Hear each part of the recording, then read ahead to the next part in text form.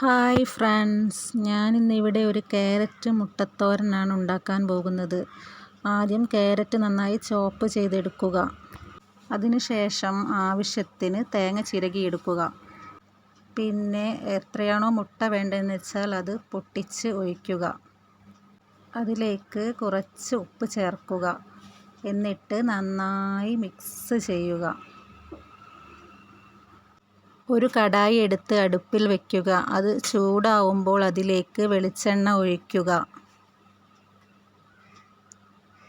അതിനുശേഷം അതിലേക്ക് ചോപ്പ് ചെയ്ത് വെച്ച ക്യാരറ്റ് ചേർക്കുക.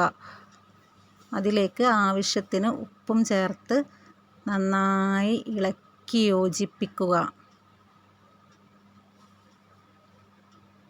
ചിരകി വെച്ചിരിക്കുന്ന തേങ്ങയും ഇതിലേക്ക് ചേർത്ത് നന്നായി ഇളക്കി യോജിപ്പിക്കുക.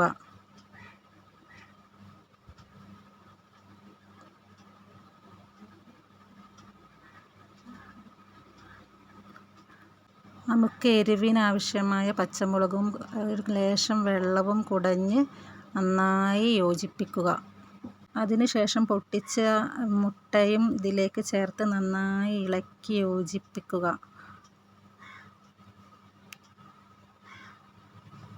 അതിലേക്ക് ആവശ്യത്തിന് കറിവേപ്പിലയും ചേർക്കുക. ഇതാ ക്യാരറ്റ് മുട്ടത്തോരൻ റെഡി. അപ്പോൾ അടുത്തൊരു വീഡിയോയുമായി വരുന്നത് വരേക്കും ടാറ്റാ ബൈ ബൈ. എല്ലാവരും ഞങ്ങളുടെ ഈ വീഡിയോ ലൈക്കും സബ്സ്ക്രൈബും ചെയ്യണേ.